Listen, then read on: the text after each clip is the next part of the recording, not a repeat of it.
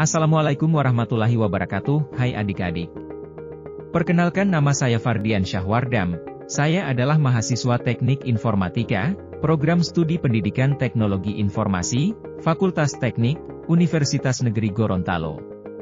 Pada video pembelajaran informatika kali ini, kita akan mempelajari materi terkait dampak sosial informatika.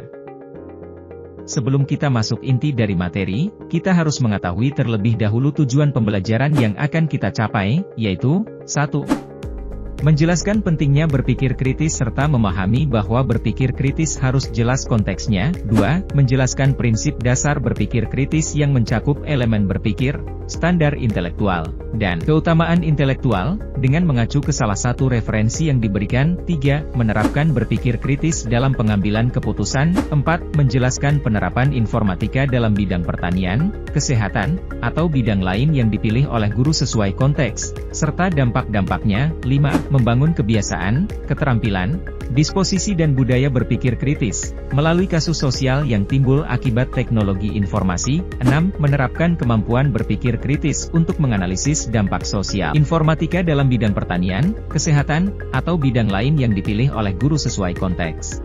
Selanjutnya, pada bagian poin pertama, pengantar berpikir kritis. Di bagian berpikir kritis ada 4 komponen yang harus kita ketahui. Yang pertama, dunia sekitarku.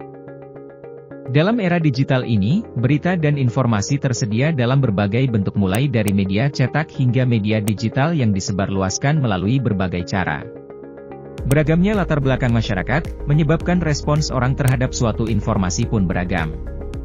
Akibatnya, terkadang kita temukan peristiwa-peristiwa yang tidak diharapkan, bahkan merugikan atau membahayakan nyawa. Sebagai contoh, cukup sering kita mendengar atau membaca berita tentang orang yang tertipu pesan singkat yang dikirimkan melalui ponsel. Sebagai contoh lainnya, di masa pandemi COVID-19, hingga bulan April 2021, Kementerian Komunikasi dan Informatika bahkan mencatat 1.733 hoaks terkait COVID-19 dan vaksin. Beberapa berita hoaks terkait vaksin dan COVID bahkan berujung pada kehilangan nyawa karena orang mempercayai berita yang tidak benar sehingga mengambil keputusan yang keliru ketika terpapar. Kita dapat menemukan pula berita tentang para remaja yang membahayakan nyawa dengan menghadang truk demi bisa menghasilkan konten yang disukai orang di media sosial. Kasus lain yang juga kita jumpai adalah tentang pencurian data-data pribadi yang terekam secara digital untuk kejahatan. Kemudian yang kedua, apa itu berpikir kritis? Kemampuan berpikir adalah kemampuan yang dimiliki oleh semua manusia yang sehat. Kemampuan itu membantu untuk bertahan hidup dan mengatasi berbagai persoalan yang dihadapinya. Semakin tinggi kemampuan berpikir seseorang, maka semakin berkualitas pula keputusan-keputusan yang diambil, pekerjaan yang dilakukan, dan karya yang dihasilkan. Dapatkah kalian bayangkan, apa jadinya jika orang tidak pernah berpikir sungguh-sungguh dan mendalam ketika menghadapi sesuatu? Sebagai contoh, ketika seseorang menerima pesan singkat lewat ponsel dari nomor yang tidak dikenalnya bahwa dia mendapat hadiah mobil dari suatu perusahaan dan diminta mentransfer pajak hadiah ke nomor rekening tertentu atau meminta nomor PIN kartu ATM untuk mengirimkan hadiah. Karena tidak jernih berpikir, ada orang yang percaya pada pesan singkat tersebut lalu menurutinya. Akibatnya, orang tersebut tertipu dan mengalami kerugian. Keinginan untuk mendapatkan keuntungan dalam waktu singkat kadang membuat orang berpikir pendek dan tidak kritis. Kemudian yang ketiga, berpikir kritis dan pengambilan keputusan. Dalam hidup sehari-hari, barangkali kalian juga sudah pernah menerapkan keterampilan berpikir kritis ini. Misalnya saat kalian memutuskan akan mengenakan baju apa saat menghadiri acara di sekolah, membeli tas sekolah yang seperti apa, melewati jalan yang mana ketika akan pergi ke suatu tujuan, dan sebagainya. Berikutnya yang terakhir, elemen berpikir, standar intelektual, dan karakter intelektual. Menurut Paul dan Elder, 2006, orang yang berpikir kritis akan mampu, pertama, mengumpulkan dan menilai informasi yang relevan, serta menafsirkannya secara efektif. Kedua, mengambil kesimpulan dan menemukan solusi yang masuk akal, serta menguji kesimpulan dan solusinya berdasar kriteria dan standar yang relevan. Ketiga, berkomunikasi secara efektif dengan orang lain dalam menemukan solusi atas masalah yang kompleks. Kemudian pada bagian kedua terkait kajian kritis penerapan informatika dalam bidang pertanian. Bidang informatika telah membawa dampak besar pada berbagai sektor, termasuk pertanian.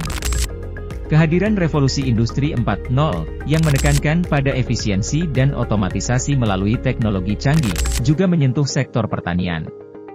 Dalam materi ini, kita akan mengkaji bagaimana informatika berperan dalam dunia pertanian, bentuk penerapannya, dan dampaknya terhadap pekerja di sektor pertanian.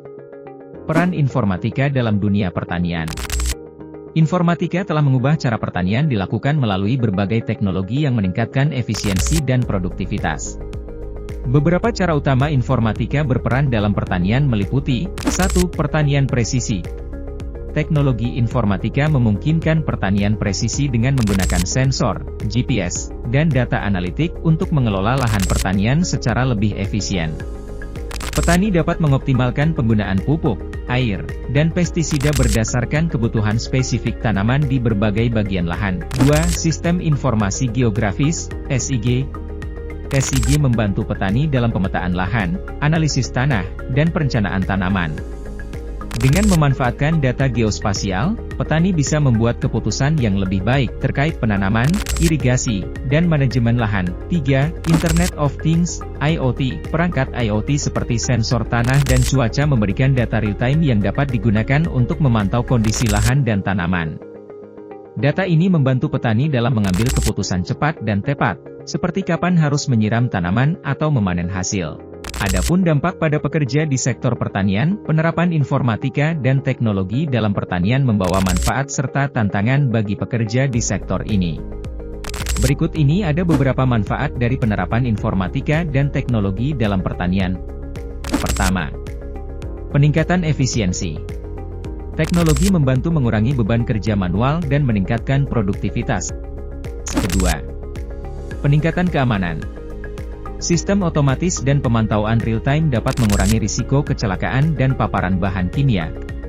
Ketiga, keterampilan baru. Pekerja memiliki kesempatan untuk belajar dan menguasai teknologi baru, meningkatkan keterampilan dan potensi pendapatan. Berikutnya ada beberapa tantangan dari penerapan informatika dan teknologi dalam pertanian. Pertama, pengurangan kebutuhan tenaga kerja manual. Otomatisasi dapat mengurangi kebutuhan pekerja manual, yang mungkin berdampak pada lapangan kerja. Kedua, kesenjangan teknologi. Pekerja di daerah terpencil mungkin menghadapi kesulitan dalam mengakses dan menggunakan teknologi baru. Berikutnya kesimpulan dari kajian kritis penerapan informatika dalam bidang pertanian. Bidang informatika dan revolusi industri 4.0 membawa perubahan signifikan dalam dunia pertanian, menawarkan banyak manfaat dalam hal efisiensi, produktivitas, dan keberlanjutan. Namun, penting untuk mengkaji secara kritis dampak teknologi ini terhadap pekerja pertanian dan memastikan bahwa mereka mendapatkan manfaat yang adil dari perkembangan ini. Dengan pemahaman dan penerapan yang tepat, teknologi informatika dapat menjadi kunci untuk masa depan pertanian yang lebih baik dan berkelanjutan. Berikutnya kajian kritis penerapan informatika dalam bidang kesehatan. Bidang kesehatan adalah bidang yang selalu menjadi perhatian manusia karena orang selalu ingin hidup lebih sehat agar mampu beraktivitas dengan leluasa. Setiap individu dimanapun berada berhak untuk hidup sehat. Berbagai macam teknologi telah diciptakan untuk membantu manusia terutama yang memiliki masalah kesehatan. Teknologi kesehatan di era revolusi industri 4.0 mengalami transformasi signifikan dengan memanfaatkan kemajuan teknologi digital dan komputasi. Berikut adalah beberapa ciri utama teknologi kesehatan di era ini. 1. Kecerdasan buatan, Artificial Intelligence atau AI. Artificial Intelligence digunakan dalam berbagai aspek kesehatan, mulai dari diagnosis medis, prediksi penyakit, hingga pengembangan obat. Sistem Artificial Intelligence dapat menganalisis data medis besar-besaran dengan cepat dan akurat, membantu dokter dalam pengambilan keputusan yang lebih tepat. 2. Internet of Things, IoT.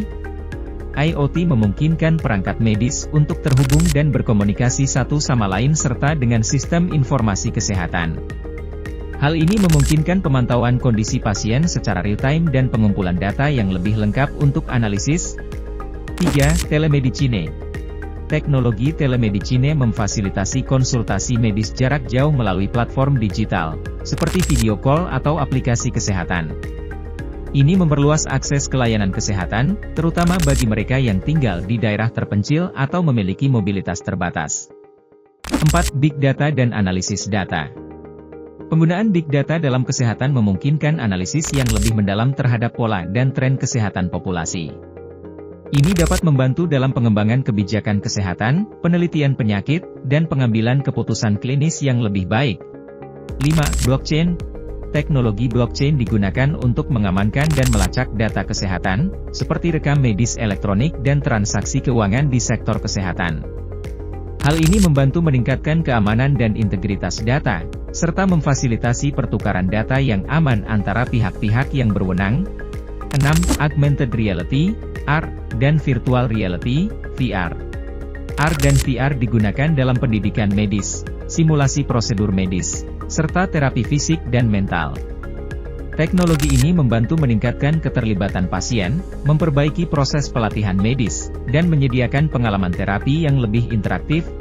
Itulah beberapa teknologi di bidang kesehatan. Berikutnya kesimpulan dari kajian kritis penerapan informatika dalam bidang kesehatan. Penerapan informatika dalam bidang kesehatan membawa potensi besar untuk meningkatkan efisiensi dan efektivitas layanan kesehatan. Teknologi seperti kecerdasan buatan, Internet of Things, dan teknologi lainnya telah membuka peluang baru dalam perawatan kesehatan yang lebih baik. Namun, tantangan seperti keamanan data, biaya implementasi, resistensi terhadap perubahan, dan isu etika masih perlu diatasi. Diperlukan pendekatan holistik dan kolaboratif untuk mengatasi tantangan ini dan memaksimalkan manfaat teknologi kesehatan. Sekian materi tentang dampak sosial informatika. Semoga bermanfaat untuk adik-adik sekalian. Cukup sekian dan terima kasih. Wassalamualaikum warahmatullahi wabarakatuh.